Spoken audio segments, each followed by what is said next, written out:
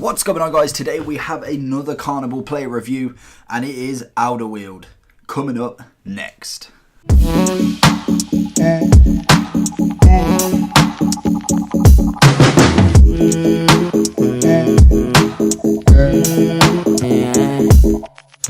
So in today's video we are looking at Alderwield. I believe that's how you pronounce his name. If not, I'm sure someone will let me know how you pronounce it properly.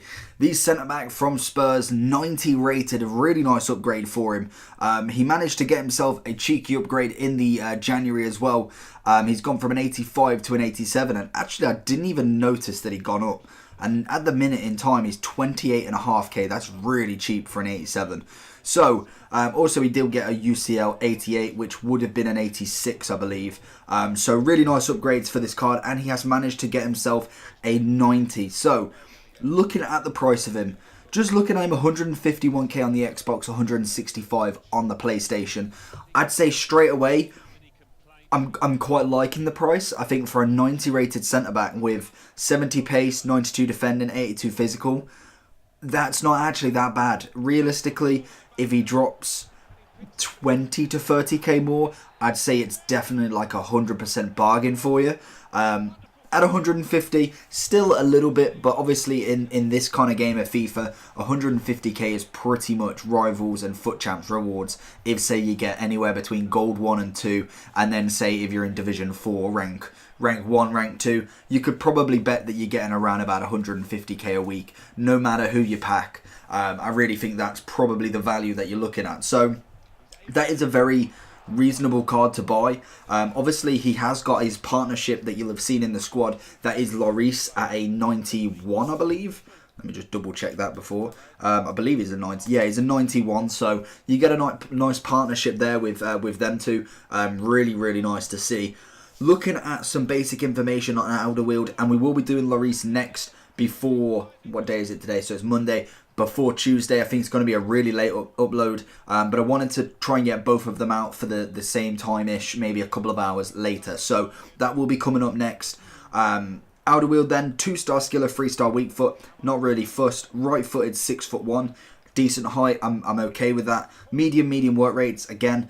Defenders don't really matter for that for me. The basic information, realistically, all I'm looking for is possibly what foot he is, just to see what side I could preferably have him on.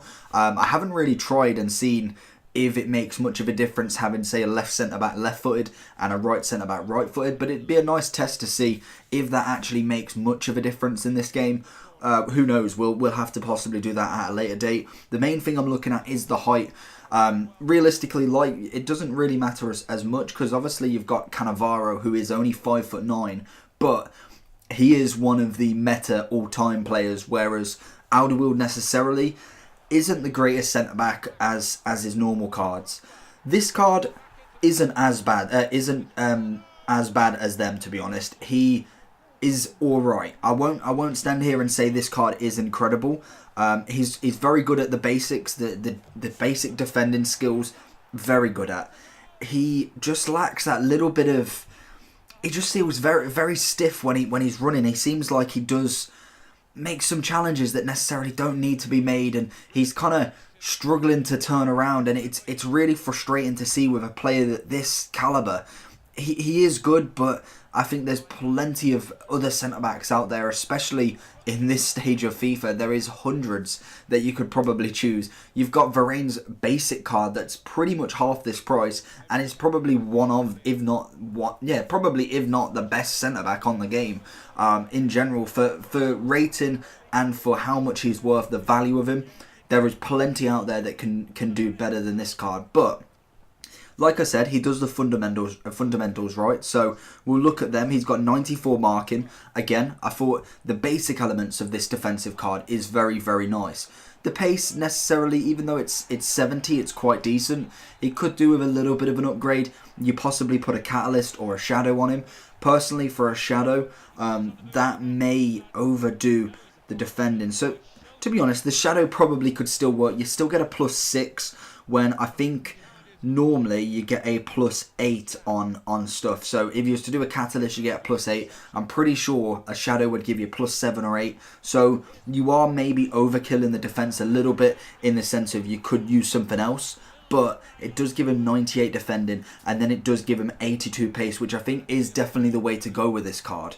Looking at a couple of the others, you've got the Anchor card, which will then give you 75 pace, 97 defending, and also 87 physical, which again is another good option. I think them two for me are the way to go with it. Let me just look at something else. Yeah, realistically, Shadow, possibly Catalyst at a push. I don't think he needs it, but I think Shadow or Anchor for me are the two to pick for this card.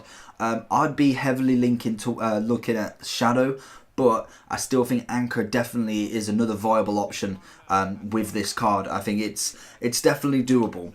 Looking at some of the other stats, he's got 83 short pass, 87 long pass. Personally, that is why I don't need a Catalyst. He's got the two main stats that a centre-back need for me. A decent pass out, and again, like I said, I reiterate, he's good at the fundamentals, he's good at the basics, and I think sometimes that's good enough for players. I would recommend him as a centre-back, especially if you're struggling to pick any options. Give him a go. I think you've got to play with him, and you may find the next centre-back you really love. But for me, Varane and Van Dijk are the partnership of dreams. Obviously, I'd like to throw Ramos in there as well. Again, them for me are the three best centre-backs on this game as normal cards. You don't really argue with them. You've got an 86 Varane, you've got an 88 upgraded Van Dijk, and then you've also got, what is it, a 91 Ramos or 90 Ramos that begins with.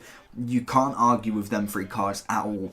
Whereas this card is really nice. I think mainly the dynamic image and the actual card type definitely sway a lot of people. And I agree with you. With a BPL this year, I think you're at a struggle point because you've got your Van Dijk, but then you're struggling. I think Azpilicueta, very bog standard average. Obviously, a lot of people, or quite a few people, may have the flashback Luis. Again, that for me is a solid card. Haven't got him, which I'm gutted about, but he is, if you've got him already, solid. Other than that, realistically, you are looking at your Alderwields, you're looking at your Vertongans. Otamendi and company really had a very low shout there. Don't think they're incredible. So if you're looking for a BPL centre-back, this probably could be your card. But obviously there's plenty of options out there to move squads around this year, and I really think this card probably could play CDM, to be honest. Realistically, really big CDM. Don't know how you'd link it in the sense of moving someone forward and then moving another centre defensive mid or a midfielder into the defence. Obviously, you might be able to do it somehow, but that is the options for me. Looking at what else I like about this card, realistically, the jumping's fantastic. The defensive styles in general, I think that he struggles when possibly being passed through on the through balls and stuff like that. But if you can block that out first time, or you have a possible partner that is a little bit faster, that can sweep up behind, this guy is better for me as the one who goes to tackle, and then you've got your sweeper behind you making sure nothing goes past you, obviously with a through ball. So that's for me how I'd play with this card. He's better at that standing tackle role, rather than kind of pushing back a little bit and then waiting for the pressure to come on. I think he's more go to the ball and deal with it there and then. So that's personally my opinion with him. The rating I'm going to give him is a solid 8.6. I think he is good, but I expect a little bit better. And I think realistically the way the BPL defenders work is going to be in team of the season when we see a really increase in some people's stats, and that is what I'm ultimately waiting for. I think that is going to be the time that we're waiting for these next big players that we're going to see. I don't know what they're going to do on Foot Birthday. Personally, I can see squad builders, I can see stuff like that. I can't see another promo for it. And then realistically, there's nothing until team of the season.